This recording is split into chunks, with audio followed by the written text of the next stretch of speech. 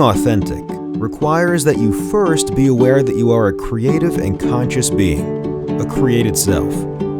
Awareness is observing. It's being able to objectively watch what's happening inside of you as if it was happening to someone else. It is the observer that is in each of us. We are all born aware. As we grow, our sense of self-awareness develops and allows us to observe at a deeper level what we think, what we feel, what we say, and what we do. Consciousness is a part of your awareness that eventually branches off as it becomes shaped by the sources of influence in our everyday lives. Parents, teachers, peers, and even society as a whole. It is how we normally experience ourselves and how we think we are perceived by the world around us.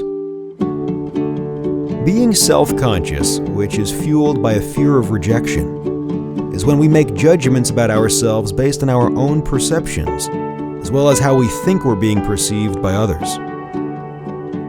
When we're being self-conscious, it's typically characterized by what we call our monkey mind, internal dialogue, or our negative self-talk. I'm not as smart as most people. I'm not good enough. I'm too fat. My nose is too big. I'm too this, I'm too that. I'm always, I never. Does any of this sound familiar? Have you ever told yourself something along those lines? Think about a situation that makes you nervous. Maybe it's giving a presentation. And if you hate giving presentations, have you ever listened to what you tell yourself before you gave one? Maybe something along the lines of, I'm not funny or witty. This is going to be a train wreck. What if someone asks a question I can't answer? You know, I'm going to look like a complete idiot if I screw this up. This is our self-critic talking. It repeats its message over and over, and it can often be meaner and harsher toward us than we've ever been towards anyone else. And once our self-critic has successfully convinced us that we are somehow subpar and less than worthwhile, we start to put measures into place to protect ourselves, to achieve, to gain approval, to seek applause, and to avoid rejection and painful situations. When we are consumed with protecting, defending, and managing how others perceive us, it gets in the way. We get in our own way of being aware and being who we really are.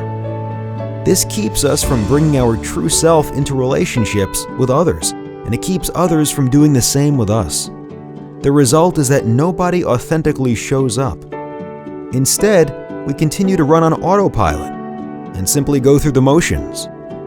But really, who's in control? It's you. You are.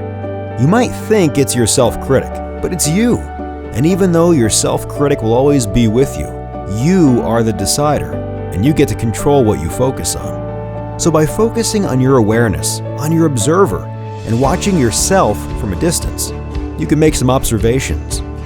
I'm being self-conscious right now. I'm feeling calm and happy. Or I'm experiencing anxiety and stress. And through these simple statements of observation, you are better equipped to choose to be your authentic self.